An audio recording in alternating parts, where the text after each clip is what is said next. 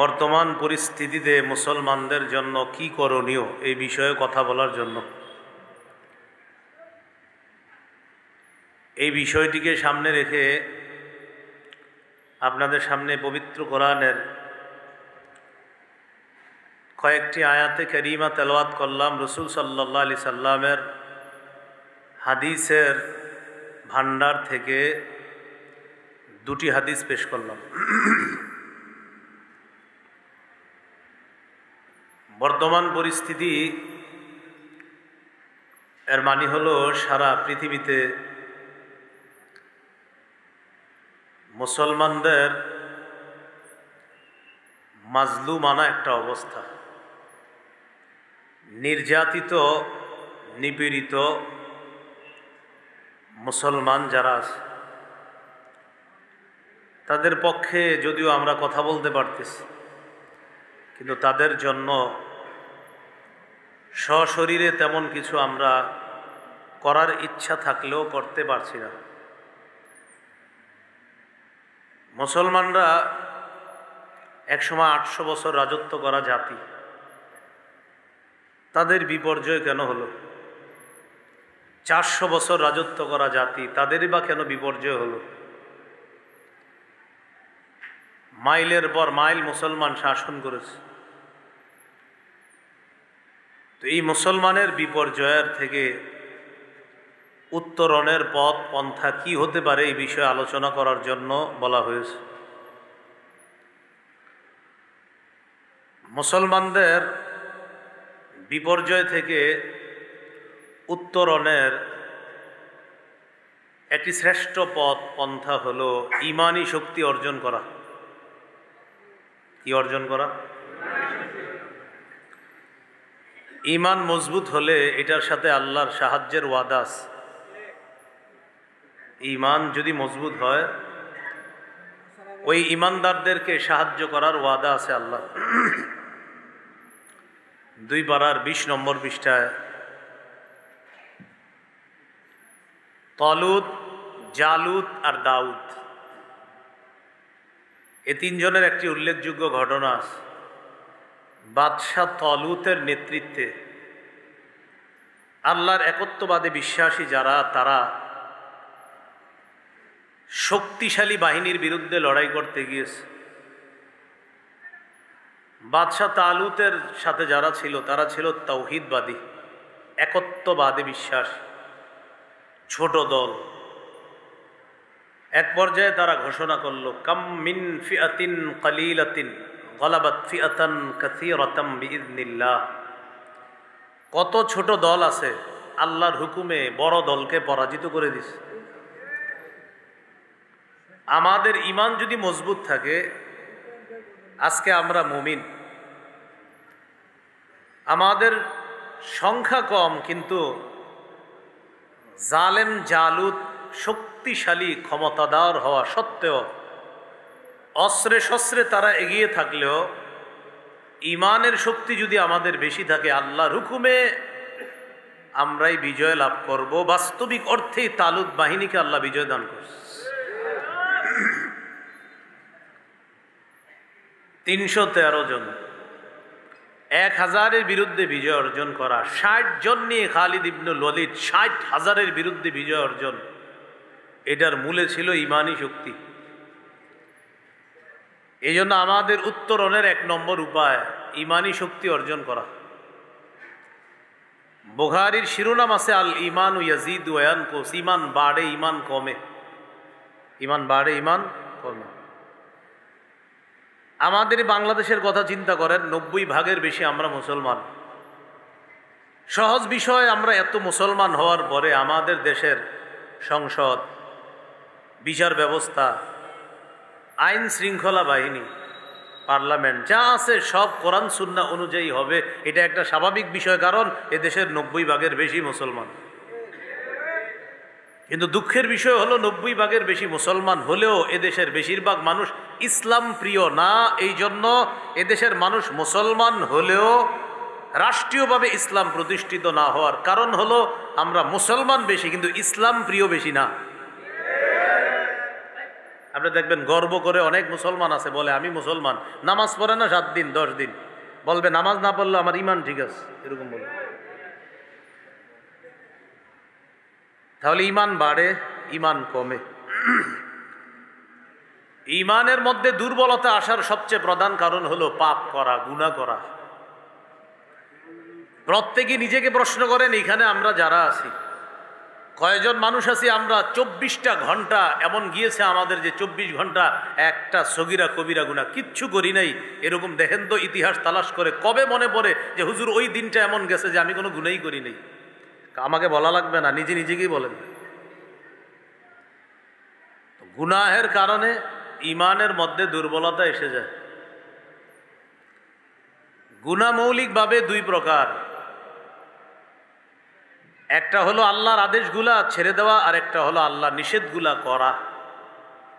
আল্লাহ যা করতে বলেছেন তা না করা গুনাহ, আল্লাহ যা ছাড়তে বলেছেন তা করা গুনাহ।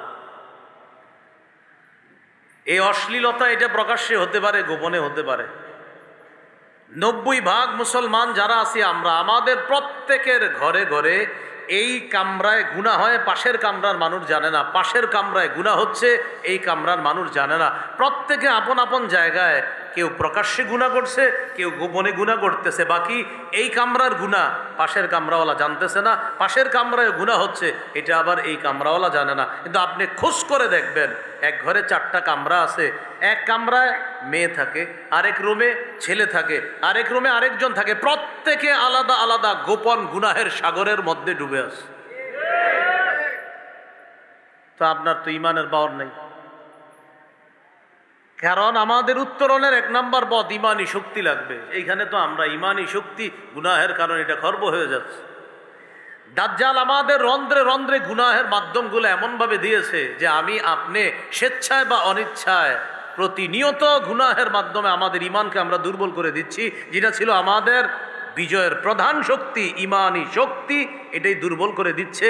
বেঈমানরা বিভিন্ন কলাকৌশলে আমাদের পকেটে, আমাদের ঘরে, আমাদের সামনে, চোখের সামনে গুনাহের বিভিন্ন মাধ্যম ছেড়ে দিয়েছে।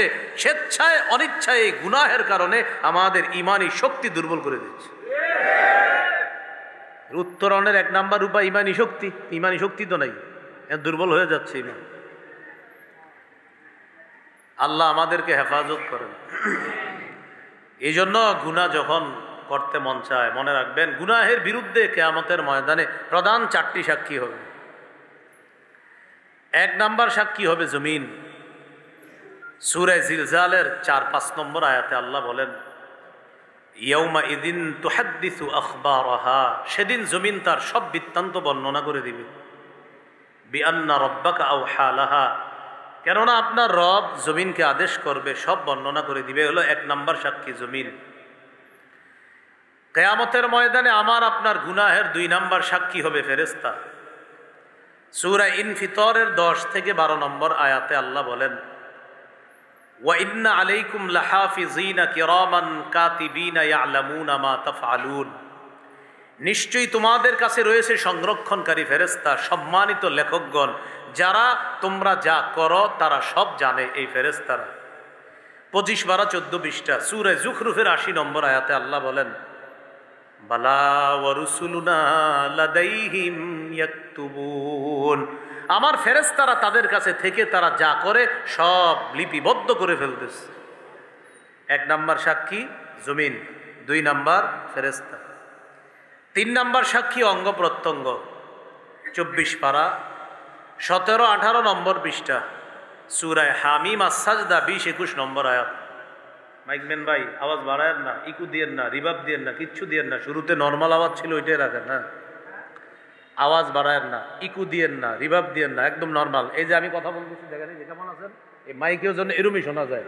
আমারে রাখেন, অন্য কিছু বানায়েন না মাইকে। হ্যাঁ ঠিক আছে, ওনাদেরও দোষ নাই, অনেকে এখানে বসলে অনেক কিছু বানাইতে চায়, কিন্তু আমারই রাখেন। আমি এমনি কথা বললে যেরকম এনেও যেন এমনই হয়। হ্যাঁ জি। তো আল্লাহ তাআলা বলেন সূরা যুখরুফের 80 নম্বর আয়াতে আল্লাহ বলেন, বালা ওয়া রুসুলুনা লাদাইহিম ইয়াকতুবুন, আমার ফেরেশতারা তাদের কাছে থেকে তারা যা করে সব লিখে ফেলে। এ হলো 2 নম্বর সাক্ষী। 3 নম্বর অঙ্গ প্রত্যঙ্গ সাক্ষী হবে। সূরা হামিম আস-সাজদা 20-21 নম্বর আয়াত, 24 পারার 17-18 নম্বর পৃষ্ঠা। এখানে আল্লাহ তাআলা বলেন, হাত্তা ইদা মা জাউহা শাহিদা আলাইহিম সামউহুম ওয়া আবসারুহুম ওয়া জুলুদুহুম বিমা কানু ইয়ামালুন।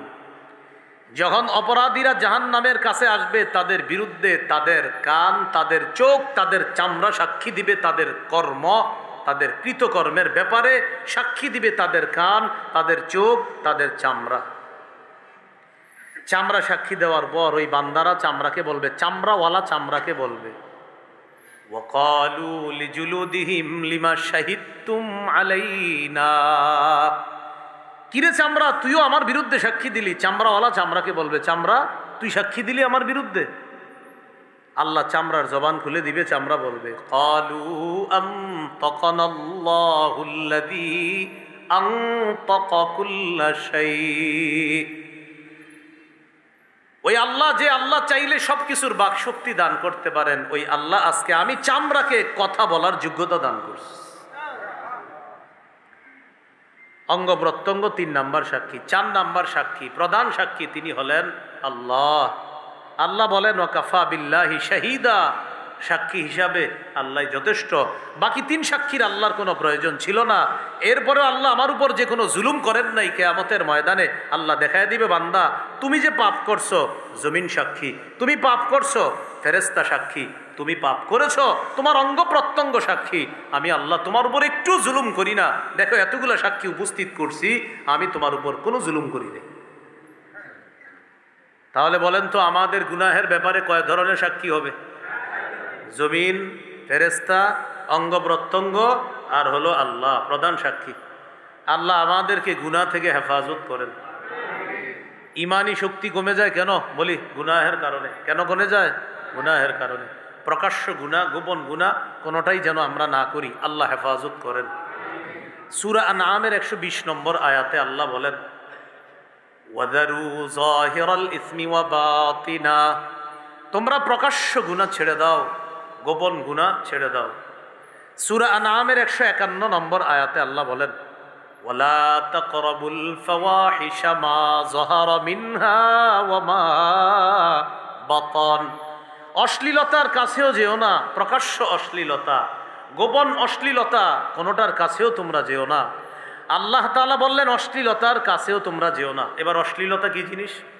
সূরা বনী ইসরাঈলের 31 নম্বর আয়াতে আল্লাহ বলেন, ওয়ালা তাকরাবুজ জিনা ইন্নাহু কানা ফাহিশা।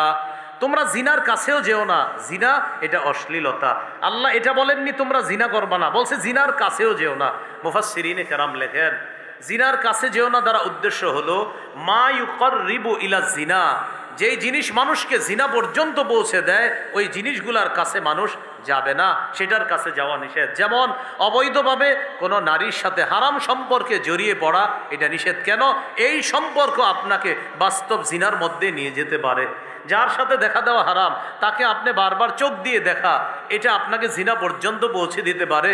যেহেতু পৌঁছে দিতে পারে, এই জন্য চোখের দেখাকে বলা হয়েছে চোখের জিনা। যার সাথে আপনি কথা বলছেন, তার এই কথা বলাটা এক সময় বাস্তব জিনায় আপনাকে নিয়ে যেতে পারে।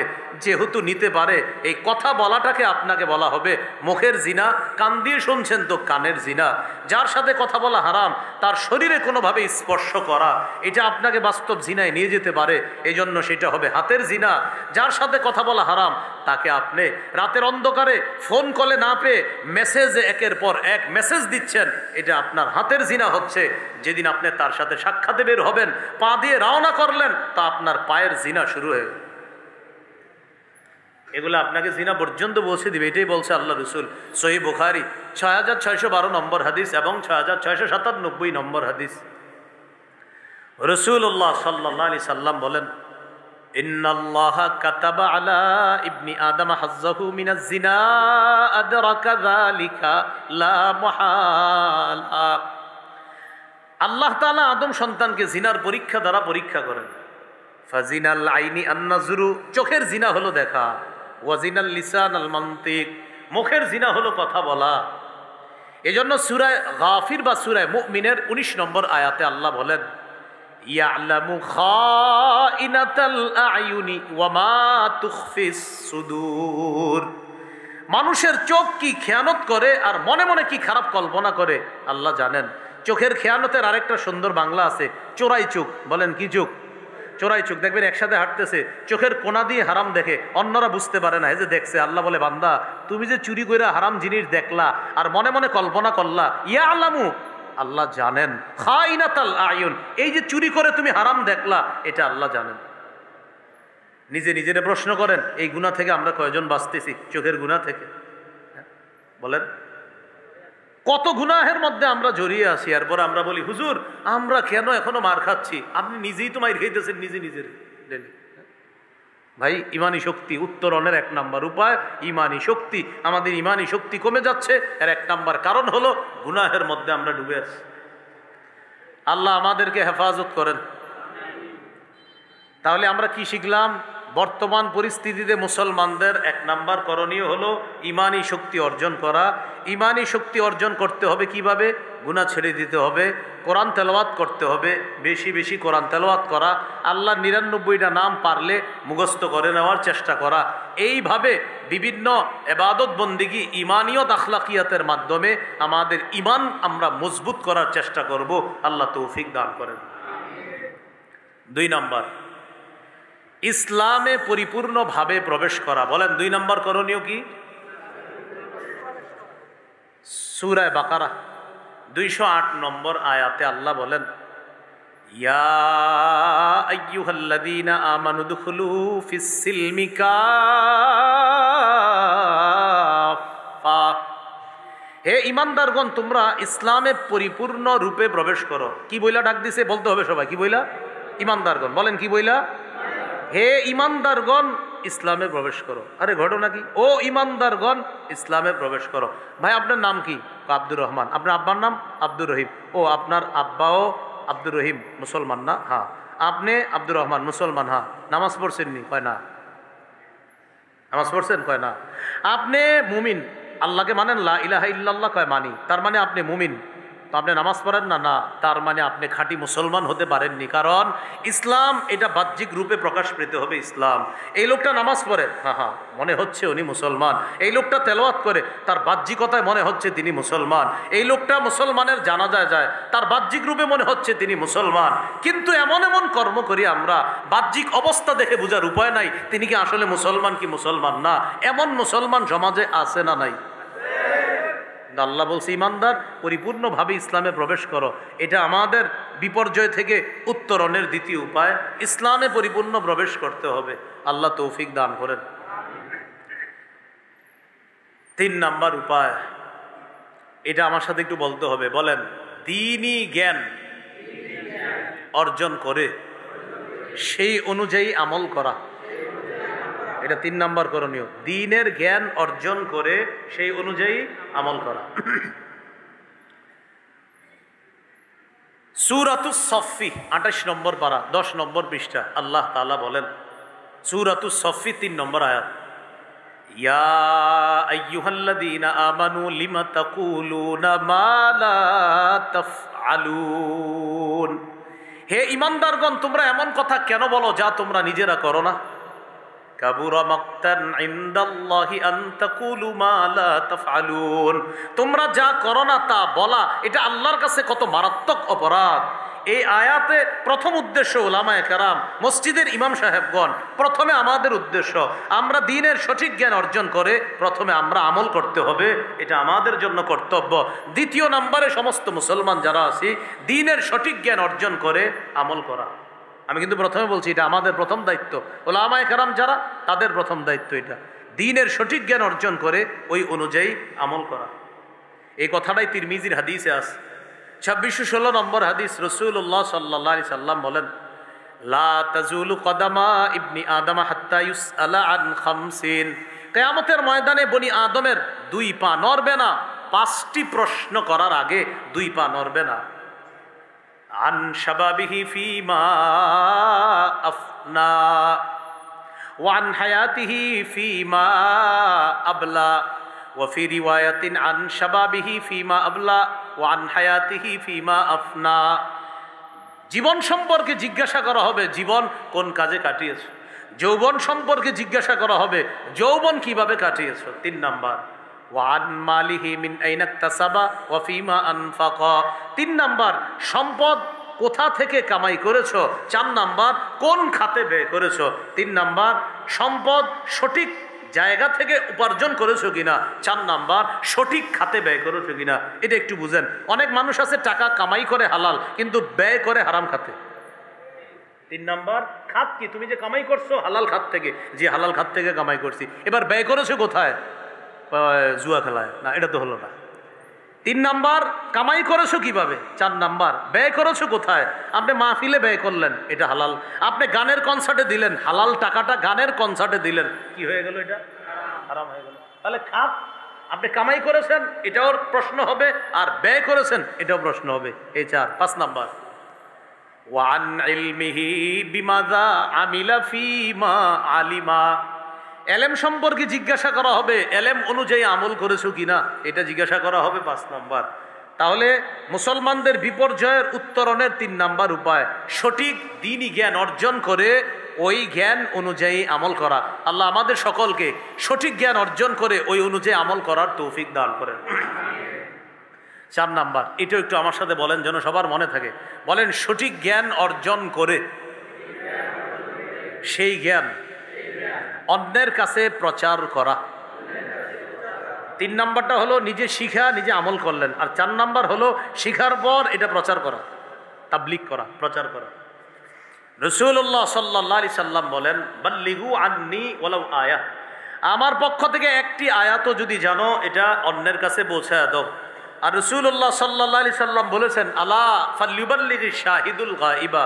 এখানে তোমরা যারা উপস্থিত আছো, অনুপস্থিত যারা আছে তাদের কাছে আমার প্রতিটা বার্তা তোমরা যেন পৌঁছে দাও। আমি নবী এই দায়িত্ব তোমাদেরকে দিয়ে গেলাম। তাহলে আমরা শিখে ফেললাম 3 নাম্বার সঠিক জ্ঞান অর্জন করে ওই অনুযায়ী আমল করা। 4 নাম্বার সঠিক জ্ঞান অর্জন করে সেটা শুধু নিজের মধ্যে না রেখে অন্যের কাছে প্রচার করা। এই জন্য আল্লাহ তাআলা রাসূল সাল্লাল্লাহু আলাইহি সাল্লামকে বলেছেন, ইয়া আইয়ুহার রাসূলু বাল্লিগ মা উনজিলা ইলাইকা মির রাব্বিক। নবী, আপনার কাছে আল্লাহর পক্ষ থেকে যা অবতীর্ণ করা হয়েছে এটা আপনি প্রচার করেন।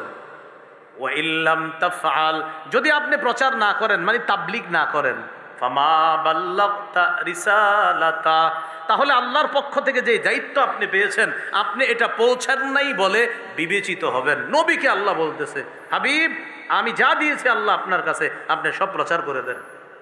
1 নাম্বার ইমানি শক্তি অর্জন করা। 2 নাম্বার ইসলামে পরিপূর্ণ রূপে প্রবেশ করা। 3 নাম্বার দ্বীনের সঠিক জ্ঞান অর্জন করে সে অনুযায়ী আমল করা।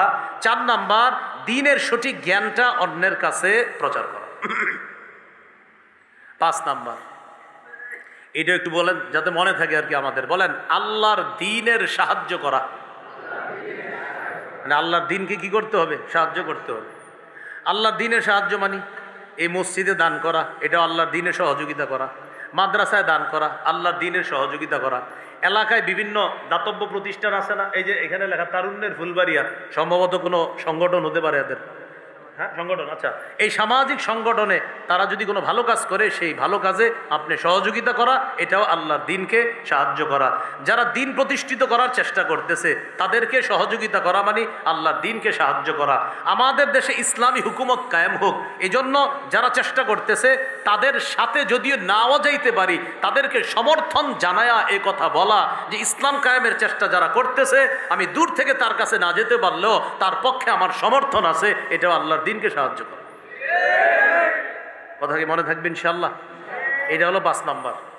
সূরা মুহাম্মদের 7 নম্বর আয়াতে আল্লাহ বলেন, ইয়া আইয়ুহাল্লাযীনা আমানু ইন তানসুরুল্লাহ ইয়ানসুরকুম। হে ঈমানদারগণ, ইন তানসুরুল্লাহ, যদি তোমরা আল্লাহকে সাহায্য করো, ইয়ানসুরকুম, আল্লাহ তোমাদেরকে সাহায্য করবেন। এখানে অনেক ওলামা হযরত আছে, এখানে একটা শর্ত জবাবে শর্তের মাসালা। শর্ত জবাবে শর্ত মানে আরবি ব্যাকরণ। ইন তানসুরুল্লাহ, যদি আল্লাহকে সাহায্য করো, যদি, তাহলে আল্লাহ তোমাদেরকে সাহায্য করবে। আমি সহজে বুঝিয়ে দিচ্ছি, আমরা আল্লাহর সাহায্য চাই কারা কারা? সবাই চাই না? হাতটা তুলে রাখেন, তাহলে বোঝা সহজ হবে। যেমন আমরা সবাই আল্লাহ সাহায্য চাই। এখন আল্লাহ বলতেছে, যদি চাও যে আমি সাহায্য করি, তাহলে তোমরা আমাকে সাহায্য করো। সুবহানাল্লাহ। তাহলে আল্লাহ শর্ত দিছে, এই বান্দা আমার সাহায্য চাও? জি আল্লাহ চাই। তাহলে আমার দিনের সহযোগী হও তুমি। যদি আমার দিনের সহযোগী হও, আমি আল্লাহর ওয়াদা, আমি তোমাকে সাহায্য করব।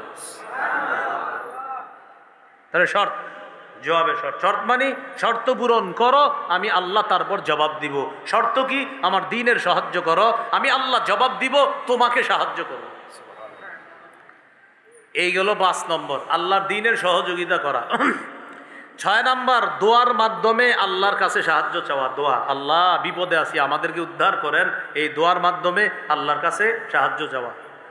যেমন আমরা 2 রাকাত অতিরিক্ত নফল নামাজ প্রতিদিন পড়ব, পড়ার পর আল্লাহর কাছে একটা সাহায্য চাইব। বলেন সবাই একটু সাহায্য চাই। আল্লাহ আমাদের দেশে কিয়ামতের আগে আর কোন নারী শাসক চাই না। এটা আপনি দোয়া করতে হবে। এটা কি করতে হবে? এখন সবাই জোরে বলেন, সবাই জোরে বলেন, আবার বলেন। এই কেনর জবাব রাসূল সাল্লাল্লাহু আলাইহি সাল্লাম দিয়েছে। রাসূলুল্লাহ সাল্লাল্লাহু আলাইহি সাল্লাম বলেন, লা ইউফলিহা কওমুন ওয়াল্লাহু আমরাহুম ইমরাআ। ওই জাতি কিছুতেই সফল হবে না যেই জাতি তাদের দায়িত্ব কোনো নারীকে দেয়, যেই জাতি তাদের নেতৃত্ব কোনো নারীকে দেয়। আমি নবী বলে গেলাম, ওই জাতি কিছুতেই কখনো সফল হবে না। এখন আমি আপনি যদি আমার নবীর কথার বিরুদ্ধে কোনো সফলতা অর্জন করতে চাই, আমরা চাইলেও সফলতা অর্জন হবে না। কেন? আমার আপনার বুঝে আসুক না আসুক, আমার নবীর কথাই চূড়ান্ত সত্য কথা। আল্লাহ আমাদেরকে কথাগুলা মনে রাখার তৌফিক দান করেন। এখানে যারা ঠিক ঠিক বলতেছেন, বাহিরে গিয়েও ঠিক থাকার তৌফিক দান করেন। কেন আমাদের সমস্যা কি? আমরা সবাই ঠিকই বলি, বাহিরে গিয়ে আবার বেঠিক হয়ে যায়। এইরকম একটা অবস্থা হয় আমাদের। তাহলে দোয়ার মাধ্যমে আল্লাহর কাছে সাহায্য চাওয়া, দোয়া। সূরা নামলের ৬২ নম্বর আয়াত, ২০ নম্বর বারা শুরু পৃষ্ঠাতে আছে। আল্লাহ তাআলা বলেন, আম্মাই ইউজিবুল মুত্তাররা ইযা দাআ। কে সে সত্তা, যেই সত্তা পীড়িত ব্যক্তি দোয়া করা মাত্রই সত্তা সাড়া দিয়ে দেয়? বলো তোমরা কে সেই সত্তা? আল্লাহ জবাব দেয়, সেই সত্তা হলেন আল্লাহ। আল্লাহ বলেন, কে সেই সত্তা যে পীড়িত ব্যক্তি, বিপদগ্রস্ত ব্যক্তি, তাকে ডাকলে তিনি সাড়া দেন? আল্লাহ বলেন, সেটা আর কেউ না, আমি আল্লাহই। কোনো বিপদগ্রস্ত ব্যক্তি আমার কাছে যখন দোয়া করে, আমাকে ডাকে, আমি সাথে সাথে তার ডাকে সাড়া দিই। এখানে আজকের এই অংশে বয়ানের পর বাহিরে গিয়ে অনেকের অনেক প্রশ্ন আসবে, আমি প্রশ্নটাও বলছি, উত্তরটাও বলছি। আল্লাহ পবিত্র কোরআনে বলেন, উদউনি আস্তাজিব লাকুম। গুরুত্বপূর্ণ একটা প্রশ্ন। বান্দা তোমরা আমাকে ডাকো, ডাকা মাত্রই আস্তাজিব লাকুম, আমি আল্লাহ তোমাদের ডাকে সাড়া দিই। এখন আপনাদের অনেকের এই মুহূর্তে প্রশ্ন এসে গিয়েছে অথবা বাহিরে গিয়ে আসবে, হুজুর আপনি যে বয়ান করলেন ডাকা মাত্র আল্লাহ সাড়া দেয়, আমি 2 বছর ধরে একটা চাকরির দোয়া করতেছি, কই এখনো হয় না। এরকম হয় কিনা? আচ্ছা, আল্লাহ কি বলছে? আমি কবুল করি না বলছে সাড়া দিই? কি বলছে বলে না কেন? আমাকে ডাকলে কবুল করি না বলছে সাড়া দিই? হ্যাঁ, মাসালা বুঝতে হবে। আল্লাহ সাড়া দেয়। যতবার আল্লাহকে বলি আল্লাহ এটা দেন, আল্লাহ সাড়া দেয়। আল্লাহ, হ্যাঁ বলো কি বলবা? আল্লাহ আল্লাহ আল্লাহ বান্দাকে সাড়া দেয়, হ্যাঁ বল কি বলবা? আল্লাহ আগামী মাসের 1 তারিখে আমার একটা চাকরির ইন্টারভিউ আছে। আচ্ছা, আমার যেন প্রশ্ন সহজ হয়, চাকরিটা যেন আমার হয়ে যায়। আল্লাহ আমার আপনার এই যে দরখাস্তটা, এটা গ্রহণ করে ফেলছে। বাকি মঞ্জুর আগামী মাসের 1 তারিখে করবে কি করবে না, এটা আল্লাহ জানেন। এখন আমি আপনি এটা বলার পর এখানে 4টা অপশন। 1 নাম্বার, ওই বান্দার আগামী মাসের 1 তারিখেই দোয়াটা আল্লাহ কবুল করে তার চাকরির ব্যবস্থা করতে পারেন। 2 নাম্বার, আল্লাহ আগামী মাসের 1 তারিখে দোয়াটা কবুল না করে 4-5 মাস পরে আল্লাহ দোয়াটা কবুল করবেন। এই চাকরির বেতনের চেয়ে আরো 4-5 গুণ বেশি বেতনের চাকরি আল্লাহ তাকে দিয়ে দেবেন। 3 নাম্বার, আল্লাহ তার এই দোয়াগুলো কবুল না করে আল্লাহর কাছে চাইছে, আল্লাহ 50,000 টাকার একটা চাকরি আপনি কবুল করেন। আল্লাহ এটা কবুল না করে ও আগামী 2-1 মাসের মধ্যে 5 লাখ টাকার একটা বিপদে পড়তো, 50-এর পরিবর্তে 5 লাখের বিপদ থেকে আল্লাহ তাকে উদ্ধার করে দিবেন। 4 নাম্বার, একটা দোয়া দুনিয়াতে আল্লাহ এই 3টার একটাও না করে স্টকে রেখে দিবেন। জান্নাতে তার মর্যাদা যখন বাড়তে থাকবে, সে বলবে, আল্লাহ আমি তো এত ভালো কাজ করি নাই, আমার এত মর্যাদা বাড়তেছে কেন? আল্লাহ বলবে, দোয়া সবগুলা দুনিয়াতে আমি আল্লাহ, তোমার যত দোয়া আছে আমি তো সাথে সাথে গ্রহণ করেছি, বাকি মঞ্জুর সবগুলা দুনিয়াতে করি নাই, কিছু রেখে দিয়েছিলাম, ওইগুলা এখন দিয়ে দিলাম। ওই বান্দা তখন বলবে দুনিয়াতে যদি আমার সব দোয়া কবুল না হইতো ভালো হইতো। তাহলে আজকে থেকে মনে রাখা, বলেন ডাকা মাত্রই সাড়া দেন কে? হ্যাঁ, এবার বলেন মঞ্জুর করবেন কার চাহিদা অনুযায়ী? আল্লাহ। হ্যাঁ, আল্লাহ জানে যে আমার বান্দাকে ওই তারিখে মঞ্জুর করলে ওর ভালো হবে না খারাপ হবে, এটা আল্লাহ জানে। যে আমার বান্দা ও বুঝতেছে আগামী মাসে ওর জন্য কল্যাণ, তো আমি আল্লাহ জানি ওর জন্য আরো 2 মাস পরে কল্যাণ। এটা আল্লাহ তাআলা আমার আপনার কল্যাণ দেখে আল্লাহ ওই দোয়াটা কবুল করবেন। এই জন্য মনে রাখবেন, দুনিয়াতে যত দোয়া করি ওই দোয়া একটাও কোনো লস নাই, প্রত্যেকটা দোয়ার উপকারিতা আছে। এর মধ্যে একটা উপকারিতা, যত দোয়া করি সাথে সাথে এই কথাটা আল্লাহ ইবাদতে কবুল করে নিয়ে সওয়াব দান করে। সমস্ত দোয়া ইবাদত। বলেন সমস্ত দোয়া। আল্লাহ আমার জুতার ফিতা কিনতে বাজারে যাইতেছি, মাবুদ একটা ভালো ফিতার ব্যবস্থা করে দিয়েন। হাদিসে আসছে জুতার ফিতা লাগলেও আল্লাহর কাছে চাও। এই যে আপনি বললেন আল্লাহ আমার যে জুতার ফিতা লাগবে মাবুদ আপনি ব্যবস্থা করে দিন, শুধু আল্লাহকে বললেন। এখন আল্লাহকে বলার কারণে এই বলাটা ইবাদত হয়ে গেছে, সওয়াব পেয়ে গেছে। আল্লাহ আমি বাজারে একটা সুই কিনতে যাইতেছি, আচ্ছা সুইটা যেন কারো ক্ষতিকারক না হয়, আল্লাহকে শুধু বলে বাজারে গেছেন সুইটা কিনতে, আপনার এই বলাটা ইবাদতের অন্তর্ভুক্ত করে নিয়ে আল্লাহ সওয়াব দান করবে। দলিল আবু দাউদ 1479 নম্বর হাদিস।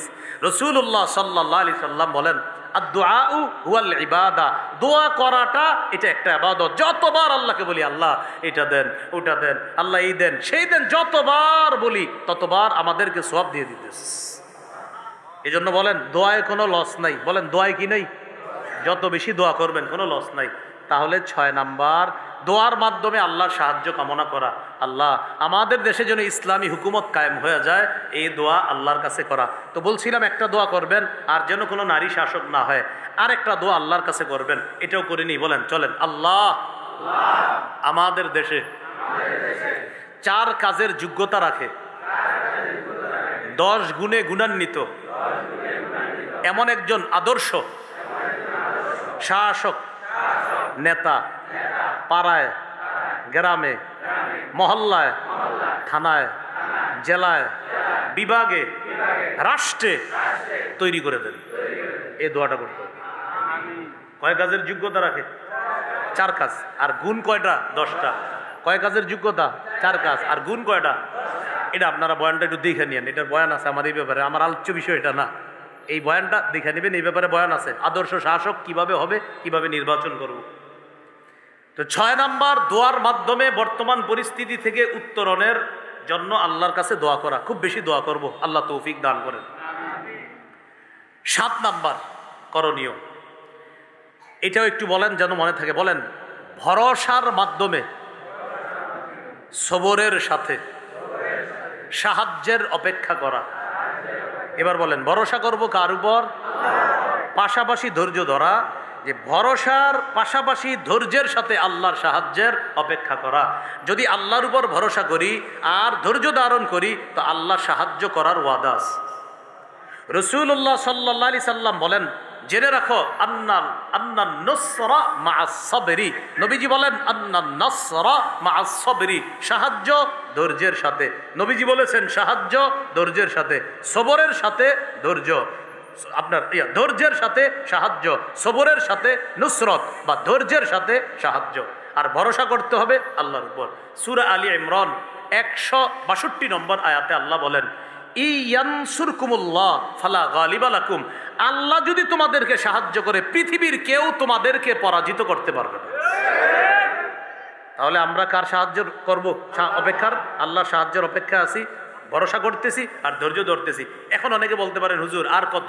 আর কত মানে আগের 6টা পূরণ করছেন? জিরো বললাম, এটা তো 7 নাম্বার বলছি, আগ্রহ 6টা দূর হয়ে গেছে। 1 নাম্বারটা ইমানি শক্তি, ইমানি শক্তি আসেনি আপনার। 2 নাম্বার ইসলামে পরিপূর্ণ অনুপ্রবেশ করা। 3 নাম্বার সঠিক ধর্মীয় জ্ঞান অর্জন করে আমল করা। 4 নাম্বার ধর্মীয় জ্ঞানটা প্রচার করা। 5 নাম্বার আল্লাহ দ্বীনের সাহায্যকারী হওয়া। 6 নাম্বার আল্লাহর কাছে দোয়া করা। 7 নাম্বার হলো আল্লাহর উপর ভরসা করে ধৈর্যের সাথে আল্লাহর সাহায্যের অপেক্ষা করা। আপনি শুধু এটা বললে হবে না, হুজুর অনেক ধৈর্য ধরতেছি। তাহলে আমি আপনাকে প্রশ্ন করব, আগের 6টা আপনার মধ্যে আছে কিনা? যদি বলেন একটু কম আছে তাহলে তো হবে না, ওটিও থাকতে হবে। এই গেল 7 নাম্বার। 8 নাম্বার, এইটাও একটু বলি যেন আমরা বলি, মানে এই জন্য যাতে মনে থাকে, 2-4টা তো মনে থাকবে। বলেন ভাতৃপ্রেম বাড়িয়ে দেওয়া, আপোষের মধ্যে ভ্রাতৃত্বের সম্পর্ক জোরদার করা। ভাতৃত্বের সম্পর্ক কি করা? জোরদার। দেখেন, বাবার ছেলে কথা বলে না আমিন জোরে আর আসতে বলা নিয়ে, বাবার ছেলে কথা বলে না, ঘটনা কি? আমিন জোরে আসতে বলা নিয়ে। এখন কথা হলো, যেই এলাকায় আমিন আসতে সুন্নাহের উপর আমল হয় সেখানে আসতে বলাটাই নিরাপদ। যেই এলাকায় আমিন জোরে বলার উপর আমল হয় সেখানে আমিন জোরে বলা এটাও সুন্নাহ। এখন কথা হলো, শাফি মাযহাবে আমিন জোরে বলার সুন্নাহের উপর আমল হয়ে যাচ্ছে। আমাদের এশিয়া মহাদেশে আমিন আসতে বলার উপর আমল হয়ে যাচ্ছে। এখন যেখানে বেশিরভাগ মানুষ আমিন আসতে বলছে সেখানে আসতে বলা এটা সুন্নাহ। এটার উপর আমল করার জন্য আরবের বড় বড় ওলামায়ে কেরাম তারাও লেকচার দিচ্ছে, যেখানে যেই সুন্নাহটা প্রতিষ্ঠিত সেখানে ফিতনা থেকে বাঁচার জন্য ওই সুন্নাহের উপর আমল করা এটাই নিরাপদ। এখন কথা হলো, শেষ কথা সেটা হলো এই যে আমরা এই বিষয় নিয়ে আমাদের মধ্যে ভ্রাতৃত্বের সম্পর্ক নষ্ট হচ্ছে। আমিন জোরে বলতেছে আর আসতে বলতেছে দুজন ভাই ভাই, কিন্তু এটা কেন্দ্র করে দেখবেন একজন আরেকজনের চেহারাও দেখতে পারেন, এর মারাত্মক পর্যায়ে চলে যাচ্ছে। না, ভাতৃপ্রেম বাড়াতে হবে, ভাতৃপ্রেম বাড়াতে হবে। সূরা হুজুরাতের 10 নম্বর আয়াতে আল্লাহ বলেন, ইন্নামাল মুমিনুনা ইখওয়া, মুমিনরা ভাই ভাই, মুমিনরা সবাই ভাই ভাই। বিদায় হজের ভাষণে নবী বলছেন, এই শোনো, তাআলামনা আন্না কুল্লা মুসলিমিন আখুন লিল মুসলিম, আমি নবী ঘোষণা করে গেলাম সারা পৃথিবীর সব মুসলমানকে আমি নবী একজন আরেকজনের ভাই হিসাবে ঘোষণা করে গেলাম। তাহলে একটু সবাই জোরে বলি, আমরা একজন আরেকজনের, আবার আমরা একজন আরেকজনের ভাই। এই সম্পর্কটা বাড়াতে হবে। কিন্তু বাস্তবতা কি জানেন? এই মসজিদের সামনের কাতারে দাঁড়াইছে একজন, পাশে দেখে আমার এমন একজন দাঁড়াইছে পছন্দ না, রে এটা দিয়ে গুতা দেয়। কোথায় গেল ভাতৃত্বের সম্পর্ক? বলে তাহলে 8 নাম্বার ভাতৃপ্রেম বাড়িয়ে দেওয়া। 9 নাম্বার বলেন, পারস্পরিক ঝগড়া কমিয়ে আন্তরিকতা বাড়ানো, এটা 9 নম্বর করণীয়। সূরা আনফালের 46 নম্বর আয়াতে আল্লাহ বলেন, ওয়াতিউল্লাহা ওয়া রাসূলাহু ওয়া লা তানাযাউ ফাতাফশালু ওয়া তাযহাবা রিহুকুম। আল্লাহ বলেন, তোমরা আল্লাহ এবং তার রাসূলের আনুগত্য করো, ওয়া লা তানাযাউ, পরস্পর ঝগড়া বিবাদ করো না, ফাতাফশালু, যদি তোমরা পরস্পর ঝগড়া বিবাদ করো তাহলে তোমরা দুর্বল হয়ে পড়বা, ওয়া তাযহাবা রিহুকুম, তোমাদের শক্তি খর্ব হয়ে যাবে, কমে যাবে। সবাই স্টেজের দিকে তাকান, 1 জন 2 জন 3 জন 4 জন, আমরা 4 জন মিলে এক দল, শক্তি কি কম না বেশি? আমরা 4 জনে 4 দল, হ্যাঁ আমরা 4 জনে এক দল বেশি, আমরা 4 জনে 4 দল, কমে গেল শক্তি। এখন আমরা দোয়া করি আমাদের দেশের ইসলামী মন মানসিকতার সবগুলা একদল হয়ে যাবে। আমাদের দেশের ইসলামী মন মানসিকতার সবাই যদি 10 দিনের জন্য এক হয়, বাতিল ঘুমানোর সুযোগ পাবে না। ইসলামী সবাই এক, আমি তো বললাম ইসলামী সবাই খালি একটা ঘোষণা দেখ যে যা হওয়ার হয়েছে, আমরা ইসলামী মানসিকতা যারা রাখি আমরা এখন থেকে সবাই এক হয়ে গেলাম। হ্যাঁ, আমাদের পরিচয়ের ভিন্নতা থাকতে পারে, কিন্তু আমরা ইসলামের জন্য কাজ করতে গিয়ে সবাই খালি যদি ঘোষণা দেয়, পরের দিন দেখবেন সবার মাথা খারাপ, বাতিলদের পুরাই মাথা খারাপ হয়ে যাবে। কি ঘটনা, সর্বনাশ, এটা কিভাবে সম্ভব, এরকম হয়ে যাবে। এই যে আমরা দেখেন, আমরা 4 জনে 4 জন না থাইকা 4 জনে এক হওয়া দরকার। এটা বললাম পারস্পরিক ঝগড়া কমিয়ে আন্তরিকতা বাড়ানো। এটা আল্লাহ সূরা আনফালে বলছে, যদি তোমরা আল্লাহ আল্লাহ রসুলের আনুগত্য করো, ওয়ালা তানাযাউ, পরস্পর ঝগড়া করো না, ফাতাফশালু, যদি করো ও তোমরা কিন্তু দুর্বল হয়ে যাবা, ওয়া তাযহাবা রিহুকুম, সাথে সাথে বলছে তোমাদের শক্তি খর্ব হয়ে যাবে। কেন? এই দেখেন 4 জনের শক্তি ছিল বেশি, আলাদা হয়ে গেলাম, শক্তি খর্ব হয়ে গেল। আল্লাহ আমাদেরকে এই গুরুত্বপূর্ণ কথাগুলা মনে রেখে লালন ধারণ পালন করার তৌফিক দান করেন। তাহলে 9 নাম্বার, পারস্পরিক ঝগড়া বিবাদ কমিয়ে আন্তরিকতা বাড়ানো। মাশাআল্লাহ, আমরা দেখতেছি এখন ইসলামী সমমাননা এবং মন মানসিকতার দলগুলা আস্তে আস্তে তাদের অতীতের ঝগড়া বিবাদ যা কিছু ছিল এইগুলা কমিয়ে আলহামদুলিল্লাহ একত্রিত হওয়ার চেষ্টা করছে। আমরা আল্লাহর কাছে দোয়া করি আরো বেশি তারা এক এবং ন্যাক হয়ে, ঐক্য হয়ে তারা যেন ইসলামের একটা বড় শক্তি হিসাবে নিজেদেরকে প্রতিষ্ঠিত করতে পারে। আল্লাহ তৌফিক দান করে। এটার জন্য কিন্তু দোয়া করা। আমরা শুধু শুধু কি বই, থর তুই হের লগে মিলস্কা, তুই হের লগে মিলস্কা, এরকম না, বরং দোয়া করা, আল্লাহ এক করে দেন, আল্লাহ এক করে দেন, আল্লাহ এক করে দেন। আল্লাহ তৌফিক দান করেন। আবু দাউদের হাদিস 4800 নম্বর হাদিস, রাসূলুল্লাহ সাল্লাল্লাহু আলাইহি সাল্লাম বলেন, আনা জাইমুন বিবাইতিন ফি রাবাজিল জান্নাহ লিমান তারাকাল মিরাআ, যে ব্যক্তি ঝগড়া পরিহার করে আমি নবী তার জন্য জান্নাতের মাঝে একটা ঘরের জিম্মাদার হয়ে গেলাম। তাহলে ঝগড়া বিবাদ কমিয়ে পারস্পরিক আন্তরিকতা বাড়ানো, এটা 9 নাম্বার। 10 নম্বর, পৃথিবীর কোনো এক জায়গায় একজন মুসলমান আক্রান্ত হলে আমরা সবাই আক্রান্ত হতে হবে। আবার বলছি 10, পৃথিবীর যে কোনো প্রান্তে একজন মুসলমান আক্রান্ত হলে এই আমি আপনি আমরা এখানে যারা আমরা প্রত্যেকে আক্রান্ত হতে হবে, এটা 10 নম্বর। এখন বলেন ফিলিস্তিনের মুসলমানরা আক্রান্ত আছে কিনা? গাজার মুসলমান শিশুরা নারীরা আক্রান্ত কিনা? আমার আপনার চোখে পানি আসে না?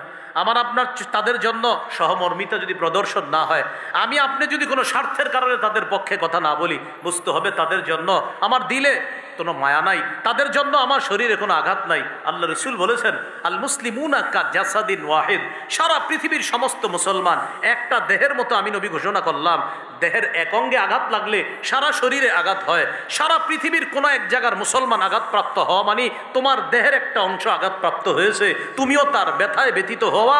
আমি নবী এটা তোমাদেরকে বলে গেলাম। তাহলে গাজার মুসলমানরা এখন বর্তমান যে পরিস্থিতিতে আছে, কি অসহনীয় নির্যাতনের মধ্যে তারা, অনেকের ব্যাপারে আমি আপনি জানিও না, না খাইতে খাইতে কঙ্কাল হয়ে মারা যাচ্ছে, এরকম অবস্থা হয়েছে। এ 10 নাম্বার। 11 নাম্বার, বলেন নিপীড়িত, নির্যাতিত, মাজলুম মুসলমানের জন্য অর্থনৈতিক সহযোগিতা করা, এটা 11 নাম্বার। অর্থনৈতিক সহযোগিতা করা। এই যে গাজার জন্য এখন মাশাআল্লাহ আমাদের দেশ থেকে পাঠানো হচ্ছে অর্থ, বিভিন্নভাবে সহযোগিতা করার চেষ্টা করা হচ্ছে, কিন্তু আমাদের চাইতে বেশি সহযোগিতা প্রয়োজন ছিল আরব কান্ট্রিগুলা। আশেপাশে যে আরব উপদ্বীপগুলা ছিল তাদের পক্ষে জোরদার কথা বলা উচিত ছিল।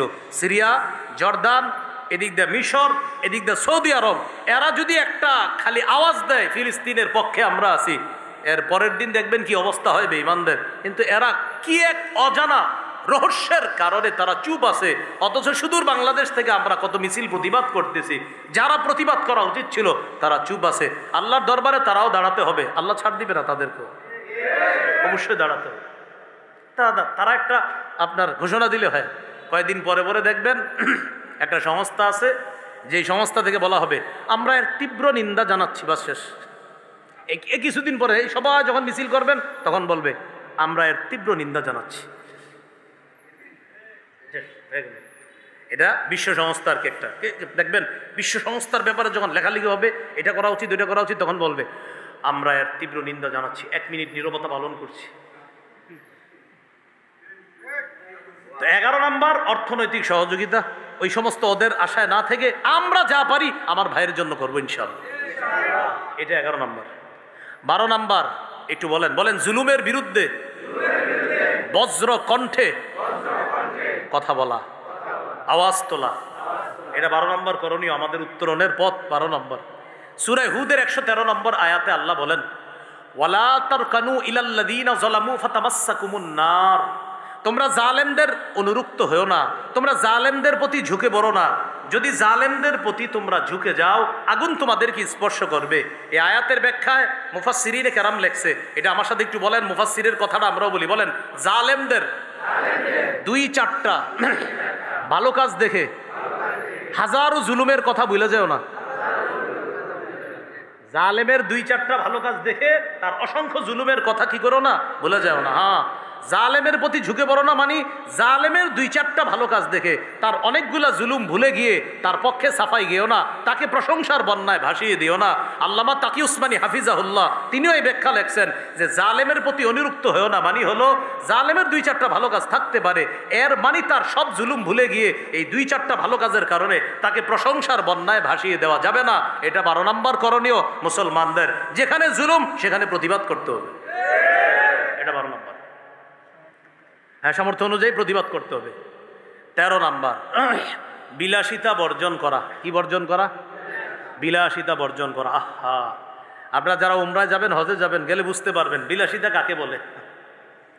বিলাসিতা বর্জন করা, এটা মুসলমান বর্জন না করলে এটাও বিজয়ের একটা কারণ। মুসলমান বিলাসী হবে না, মুসলমান দুনিয়াতে সে বিলাসী আয়েসি ভাবে থাকবে, এটা হবে না।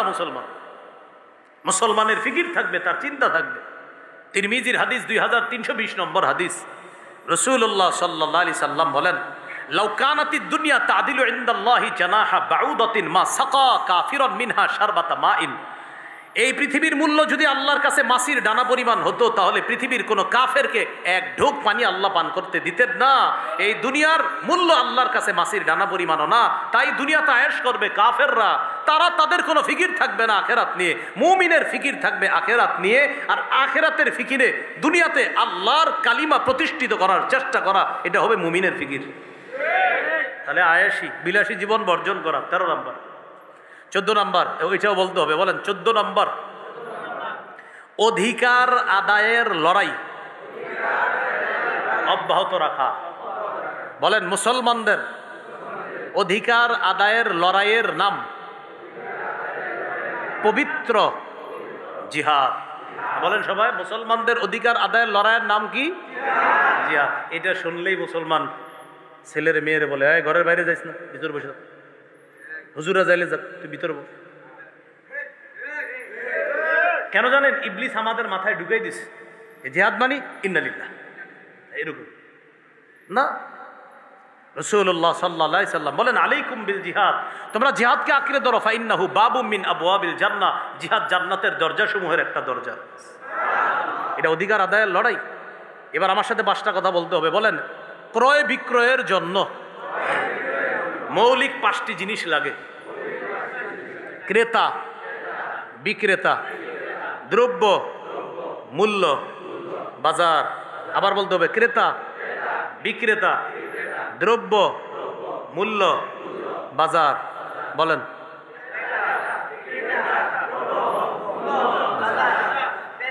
আল্লাহ। বলেন, ক্রেতা আল্লাহ, বিক্রেতা মুমিনগণ, দ্রব্য জানমাল, মূল্য জান্নাত, বাজার জিহাদের ময়দান। ক্রেতা, আবার ক্রেতা, বিক্রেতা, মুমিন, জানমাল, দ্রব্য। হ্যাঁ, এবার বলেন, দ্রব্য, জানমাল, মূল্য, জান্নাত, আর বাজার জিহাদের ময়দান। হুজুর দলিল আসেনি? হ্যাঁ, দলিল আছে। সূরা তাওবা আল্লাহ বলেন, ইন্নাল্লাহা আশতারা মিনাল মুমিনিন, নিশ্চয় আল্লাহ ক্রয় করে নিয়েছেন। তাহলে আল্লাহ ক্রেতা। মিনাল মুমিনিনা, মুমিনদের থেকে, মুমিনরা বিক্রেতা। আনফুসাহুম ওয়া আমওয়ালাহুম, তাদের জানমাল, জানমাল হলো দ্রব্য। বিআন্না লাহুমুল জান্নাহ, বিনিময় হলো জান্নাত, জান্নাত হলো মূল্য। 5 নম্বর হয়ে গেল বাজার। ইউকাতিলুনা ফি সাবিলিল্লাহ ফায়াকতুলুনা ওয়া ইউকতালুন, আল্লাহর রাস্তায় লড়াই করবে। ফায়াকতুলুনা ওয়া ইউকতালুন, কাফেরদেরকে জাহান্নামে পাঠাবে অথবা নিজেরা শহীদ হয়ে জান্নাতে যাবে। তাহলে সুন্দর জিনিসটা মনে রাখেন, ক্রয় বিক্রয়ের জন্য কয় জিনিস লাগে? 1 ক্রেতা, 1 2 বিক্রেতা, 3 দ্রব্য, 4 মূল্য, 5 বাজার। এবার বলেন তো, আল্লাহর সাথে একটা ক্রয় বিক্রয় আছে, ক্রেতাকে 2 নাম্বার, বিক্রেতা কারা? 3 নাম্বার, দ্রব্য কি? 4 নাম্বার, এই দ্রব্যের মূল্য কি? 5 নাম্বার, বাজার। সূরা তাওবা 111। হ্যাঁ, দেখে নিবেন। আল্লাহ আমাদেরকে মনে রাখার তৌফিক দান করেন। তাহলে মুসলমানদের অধিকার আদায়ের লড়াইয়ের নাম জিহাদ। মুসলমানদের অধিকার আদায়ের লড়াইয়ের নাম জিহাদ। রাসূলুল্লাহ সাল্লাল্লাহু আলাইহি সাল্লাম বলেন, মান মাতা ওয়ালাম ইয়াগজু ওয়ালাম ইউহাদ্দিস বিহি নাফসা মাতা আলা শু'বাতিন মিনান নিফাক, যে ব্যক্তি মারা গেল এবং সে জিহাদ করলো না অথবা মনে মনে জিহাদের সংকল্প করলো না, সে মুনাফিকের একটা অংশে সে মৃত্যুবরণ করলো, কেমন যেন তার মুনাফিকি মৃত্যু হলো। এই গেল 14 নাম্বার। তাহলে 13 নাম্বার গেল বিলাসী জীবন বর্জন করা। 14 নাম্বার অধিকার আদায়ের লড়াই অব্যাহত রাখা। 15 নাম্বার একজন যোগ্য শাসক আল্লাহর কাছে চেয়ে নেওয়া এবং আমরা একজন যোগ্য শাসককে নির্বাচিত করার চেষ্টা করা। কি শাসক? যোগ্য শাসক। ওই যে বলছিলাম আগে, 4 কাজের যোগ্যতা রাখে আর 10 গুণে গুণান্বিত। 4 কাজের যোগ্যতার কথা সূরা হজের 41 নম্বর আয়াতে আছে, আর 10টি গুণের কথা কোরআনের বিভিন্ন আয়াত, ওই আয়াতগুলোর মধ্যে আছে। সূরা নামলের 35 থেকে 36 নম্বর আয়াত, সূরা নামলের 15 থেকে 19 নম্বর আয়াত, সূরা সদের 26 নম্বর আয়াত, সূরা সদের 30 নম্বর আয়াত, সহিহ বুখারীর 6788 নম্বর হাদিস, সূরা কাহাফের 83 থেকে 98 নম্বর আয়াত। এই আয়াতগুলোর মধ্যে আপনার একজন আদর্শ শাসকের কি কি গুণ হবে, এই গুণগুলা নিয়ে আলোচনা আছে। সূরা নিসা 58 নম্বর আয়াত, সূরা মাইদা 48 থেকে 50 নম্বর আয়াত। এইগুলার মধ্যে আছে একজন আদর্শ শাসকের গুণ কি হবে। আর 4টি কাজের কথা আছে সূরা হজের 41 নম্বর আয়াতে। আল্লাহ বলেন, আল্লাযীনা ইম্মাক্কানাহুম ফিল আরদ আকামুস সালাহ ওয়া আতাউয যাকাহ ওয়া আমারু বিল মা'রুফ ওয়া নাহাউ আনিল মুনকার। আমি যাদেরকে রাষ্ট্রের ক্ষমতায় বসাই, পৃথিবীতে যাদেরকে ক্ষমতা দান করি, তাদের মৌলিক কাজ হলো চারটা: রাষ্ট্রীয়ভাবে নামাজ প্রতিষ্ঠিত করা, রাষ্ট্রীয়ভাবে জাকাতের বিধান চালু করা, রাষ্ট্রীয়ভাবে সৎ কাজের আদেশ করা, রাষ্ট্রীয়ভাবে অসৎ কাজের নিষেধ করা। এমন কাউকে দায়িত্ব না দেওয়া যে নিজে নামাজ পড়ে না, যে নিজে কি পড়ে না, নামাজ পড়ে, এরকম না করা। তাহলে 15 নাম্বার, একজন আদর্শ যোগ্য নেতা নির্বাচন করা। মনে থাকবেন ইনশাল্লাহ। এবার চারটি কথা আমার সাথে বলেন। বলেন: সাক্ষ্য, সুপারিশ, প্রতিনিধি, আমানত। এবার বলেন, বলেন আমি কাউকে, সবাই, আমি কাউকে সমর্থন করা মানি তার পক্ষে সাক্ষী দেওয়া। আমি কাউকে সমর্থন করা মানি তার পক্ষে সুপারিশ করা। আমি কাউকে সমর্থন করা মানি তাকে জনগণের প্রতিনিধি বানানো। আমি কাউকে সমর্থন করা মানি আমার আমানত তার পক্ষে রাখা। এই চারটি কথা বলেন মাথায় রেখে আগামীতে চোখ, কান, হাত, পা চালাতে হবে। মনে থাকবেনি? সাক্ষ্য, সুপারিশ, প্রতিনিধি, আমানত। ভুল করবেন, আল্লাহর কাছে দাঁড়াতে হবে। আপনি যার সমর্থন করলেন তার পক্ষে আপনি সাক্ষী দিলেন, আল্লাহ জিজ্ঞাসা করবে সাক্ষী সঠিক জায়গায় দিছো কিনা। যদি ভুল হয় ধরা খাবেন। 2, সুপারিশ করছেন আপনি, সূরা নিসা 85 নম্বর আয়াত। সুপারিশ যদি ন্যায়ের পক্ষে হয় বেঁচে যাবেন, অন্যায়ের পক্ষ হবে ধরা খাবেন। 3 নাম্বার, প্রতিনিধি নির্বাচন করতেছেন, উকিল নির্বাচন করতেছেন। মানুষের প্রতিনিধি এমন কাউকে বানালেন যিনি উল্টা মানুষের ক্ষতি করে, তো রবের কাছে দাঁড়ানোর জন্য তৈরি থাকেন। 4 নাম্বার, আপনি সমর্থন করা মানে আপনার আমানত তার পক্ষে আপনি দেওয়া। এই আমানতের খেয়ানত করেছেন কিনা সূরা নিসা 58 নম্বর আয়াত পড়ে দেখেন, আল্লাহর কাছে দাঁড়ানোর জন্য তৈরি থাকেন। তাই এই 4টি কথা আমাদের জন্য ন্যায়ের পক্ষে হয়, অন্যায়ের পক্ষে যেন না হয়। তাহলে আপনারা শুধু বলবেন ন্যায়ের পক্ষে, আর আমি শুধু বলেন সাক্ষ্য ন্যায়ের পক্ষে। আপনারা শুধু ন্যায়ের পক্ষে বলেন সাক্ষ্য, সুপারিশ, প্রতিনিধি, আমানত। এটা আরো 10 জনকে শিখিয়ে দিবেন। শোনো, তুমি কাউকে সমর্থন করা, তুমি সাক্ষ্য হওয়া, সাক্ষী দেওয়া। তুমি কাউকে সমর্থন করা, তুমি তার পক্ষে সুপারিশ করা। তুমি কাউকে সমর্থন করা, তাকে প্রতিনিধি বানানো। তুমি কাউকে সমর্থন করা, তোমার আমানতটা তার পক্ষে রাখতেছো। সাবধান, এগুলো যেন ন্যায়ের পক্ষে হয়, অন্যায়ের পক্ষে যেন না। এইগুলো 15 নাম্বার। একজন প্রতিনিধি আল্লাহওয়ালা নির্বাচন করব আমরা। 16 নাম্বার, শুরা ব্যবস্থার গুরুত্বটা আবার জাতির সামনে উপস্থাপন করা। শুরা ব্যবস্থা, পরামর্শ ভিত্তিক কাজ করা। 5 আগস্ট পরবর্তী আমাদের দেশে পরামর্শ ভিত্তিক কিছুদিন কাজ চলছিল, ভালোই চলছিল। পরবর্তীতে পরামর্শ শেষ হয়ে গেল, কাজ কেমন যেন হজবরল হয়ে গেল। প্রথমে আপনার পরামর্শ চলছিল, ওলামায়ে কেরাম সহ সবাইকে ডাইকা পরামর্শ হয়েছে, কাজও ভালো চলছিল, প্রশংসিত হচ্ছিল কাজগুলা। আস্তে আস্তে যখন পরামর্শ শেষ হয়ে আমার যা মন চায় তা করা শুরু করলাম, তখন কিন্তু সমালোচনা হওয়া শুরু হলো, সমালোচিত হওয়া শুরু হলো। সূরা আলী ইমরান 159 নম্বর আয়াতে আল্লাহ বলেন, ফাইদা আযামতা ফাতাওয়াক্কাল আলাল্লাহ ইন্নাল্লাহা ইউহিব্বুল মুতাওয়াক্কিলিন। এর আগে আল্লাহ বলেন ওয়াশাবিরহুম ফিল আমর। বিভিন্ন বিষয়ে আপনি পরামর্শ করেন, করার পর যখন আপনি দৃঢ় প্রতিজ্ঞা করবেন, ফাইদা আযামতা, আমি কাজটা করবই, ফাতাওয়াক্কাল আলাল্লাহ, আল্লাহর উপর ভরসা করেন, ইন্নাল্লাহা ইউহিব্বুল মুতাওয়াক্কিলিন, আল্লাহ ভরসাকারীদেরকে পছন্দ করেন। এই জন্য আগামীতে আমাদের দেশে কিছু হওয়া, এটা রাষ্ট্রের সবার পরামর্শ মোতাবেক হওয়া উচিত। কি বলেন আপনারা? হ্যাঁ, গুরুত্বপূর্ণ ব্যক্তিদের পরামর্শে হওয়া উচিত, অন্যথায় বিপর্যয়ের সৃষ্টি হতে পারে। আল্লাহ হেফাজত করেন। এইগুলো 16 নাম্বার। সর্বশেষ 17 নাম্বার, এটা বলেন অমুসলিমকে বন্ধু হিসাবে গ্রহণ করা যাবে না, যতই চকচকে হোক।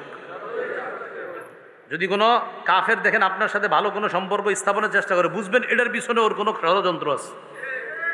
6 নাম্বার পারা, 16 নম্বর পৃষ্ঠা, সূরা মাইদা 51 নম্বর আয়াতে আল্লাহ বলেন, ইয়া আইয়ুহাল্লাযীনা আমানু লা তাত্তাখিযুল ইয়াহুদা ওয়ান নাসারা আউলিয়া। হে ঈমানদারগণ, তোমরা ইহুদি খ্রিস্টানদেরকে অভিভাবক রূপে, বন্ধু রূপে গ্রহণ করো না। বা'দুহুম আউলিয়াউ বা'দ, তারা একে অপরের অভিভাবক। ওয়া মাইয়া তাওয়াল্লাহুম মিনকুম, তোমাদের মধ্যে যারা তাদেরকে বন্ধু হিসাবে গ্রহণ করবে, তাদেরকে অভিভাবক বানাবে, ফাইন্নাহু মিনহুম, সে তাদের অন্তর্ভুক্ত হয়ে যাবে। হাদিসে আসছে মান তাশাব্বাহা বিকাউমিন ফাহুয়া মিনহুম, যে যেই জাতির সাদৃশ্যতা অবলম্বন করে সে তাদের অন্তর্ভুক্ত হয়ে যায়। আল্লাহ আমাদের সকলকে, এই 17টা কারণ বললাম যে আমরা যদি আমাদের বিপর্যয় থেকে উত্তরণ কামনা করি তাহলে আপাতত 17টা বিষয় মাথায় রাখা। আমি সংক্ষেপে আবার বলছি, আপনারা সর্বশেষ একটু মন দিয়ে শোনেন। আমরা কঠিন এক পরিস্থিতিতে আছি। এই পরিস্থিতিতে আমরা কেন আছি? আমাদের ইমানি শক্তি কমে গেছে। হুজুর, ইমানি শক্তি কেন কমে? গুনাহের কারণে। হুজুর, গুনাহ করবো না কেন? 4 সাক্ষী আমার বিরুদ্ধে, আপনার বিরুদ্ধে সাক্ষী হবে, এই জন্য গুনাহ করা যাবে না। তো প্রথম কথা হলো ইমানি শক্তি বাড়িয়ে দেওয়া, পূর্ণভাবে প্রবেশ করা। 3 নাম্বার, সঠিক দ্বীনের জ্ঞান অর্জন করে সে অনুযায়ী আমল করা। 4 নাম্বার, আমি যে সঠিক বিষয়টা শিখলাম এটা অন্যের কাছে প্রচার করা। 5 নাম্বার, আল্লাহর দ্বীনের সহযোগিতা করা। 6 নাম্বার, দোয়া করা। 7 নাম্বার, ভরসা করার পাশাপাশি ধৈর্যের সাথে আল্লাহর সাহায্যের অপেক্ষা করা। 8 নাম্বার, আপোষের মধ্যে ভ্রাতৃত্বের সম্পর্ক জোরদার করা। 9 নাম্বার, আপোষের মাঝে ঝগড়া বিবাদ কমিয়ে আন্তরিকতা বাড়ানো।